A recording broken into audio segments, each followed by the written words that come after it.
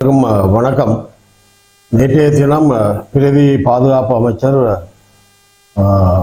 தன்னுடைய கருத்து தெரிவிக்கின்ற போது இங்கே மனித உரிமை மீறல்கள் நடைபெறவில்லை, போரிலே சில அசம்பாவிதங்கள் நடைபெற்றிருக்கலாம், அதற்காக மனித உரிமை மீறல் நடைபெற்றிருக்கிறது என்று எண்ணிவிடக்கூடாது என்ற அடிப்படையிலே அவர் தன்னுடைய கருத்தை சொல்லியிருக்கிறார். செம்மணி புதைகுழி சாட்சிகளாக இன்றைக்கு கருதப்படுகின்ற அந்த நிலையிலே செம்மணி புதைகுழி கூட மனித உரிமை மீறலாக இருக்காது என்ற அடிப்படையிலே அவருடைய கருத்துக்கள் இருக்கிறது. ஐநா சபை தன்னுடைய ஆழமான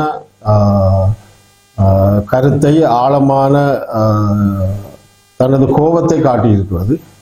அந்த அடிப்படையிலே பிரதி பாதுகாப்பு அமைச்சர் இந்த கூட்டை சொல்வது உண்மையிலே மிக மிக கண்டனத்துக்குரிய விடயம். இந்த அரசு நியாயமான விசாரணையை செய்வதாக செம்மணியை செய்வதாக அரசு சொல்லிக் கொண்டிருக்கின்ற ஒரு பக்கத்திலே, இன்னொரு பக்கத்திலே பாதுகாப்பு அமைச்சருடைய செயலாளர் இந்த கருத்தை சொல்லியிருக்கிறார்.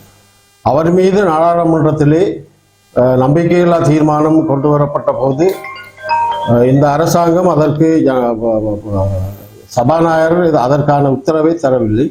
அவர் மீதும் இந்த குற்றச்சாட்டுகள் இருக்கிறது. உயிர்த்த ஞாயிறு சம்பந்தமான செயல்பாட்டிலே, என்றால் அவர் இராணுவத்திலே முக்கிய பதவியிலே இருந்த காரணத்தால் இந்த உயிர்த்த ஞாயிறு சம்பந்தமான நிகழ்வுகளிலே அவருக்கும் உடந்தை இருக்கலாமா என்ற ஒரு சந்தேகத்தின் பேரிலே அவர் மீது நம்பிக்கையில்லா தீர்மானத்தை எதிர்க்கட்சிகள் கொண்டு வந்தன. ஆனால் அது தடுக்கப்பட்டிருக்கிறது. ஆகவே இந்த கருத்துக்களை வைத்து பார்க்கின்ற போது உண்மையிலே அவர் மனித உரிமை மீறல் சம்பந்தப்பட்டிருக்கிறாரா என்ற ஒரு சந்தேகம் மிக வலுவடைந்திருக்கிறது என்பதை இந்த கருத்தின் ஊடாக பார்க்கக்கூடியதாக இருக்கிறது. ஆகவே தமிழ் மக்கள் மீது இழைக்கப்பட்ட அநீதிகள், கொடூரங்கள், படுகொலைகள் இவை அத்தனையும்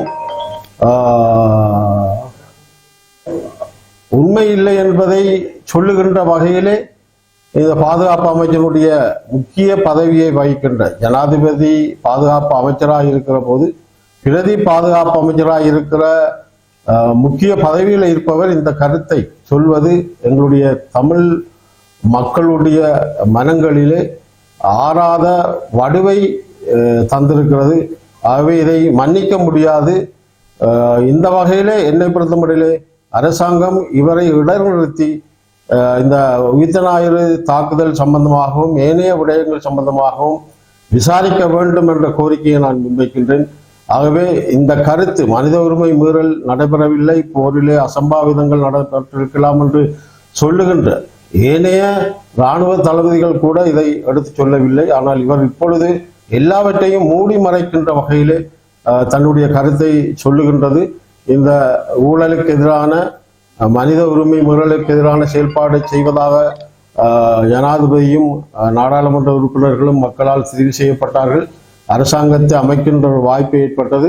ஆகவே இந்த விடயத்திலே ஜனாதிபதி அவர்கள் என்ன சிந்தனையோடு இருக்கிறார் என்பதை இதனூடாக பார்க்க முடியுமா? மனித உரிமை மீறல் எங்களுடைய தேசத்திலே நடைபெறவில்லையா என்ற கேள்விகளை நான் ஜனாதிபதியிடம் கேட்க விளைகின்றேன்.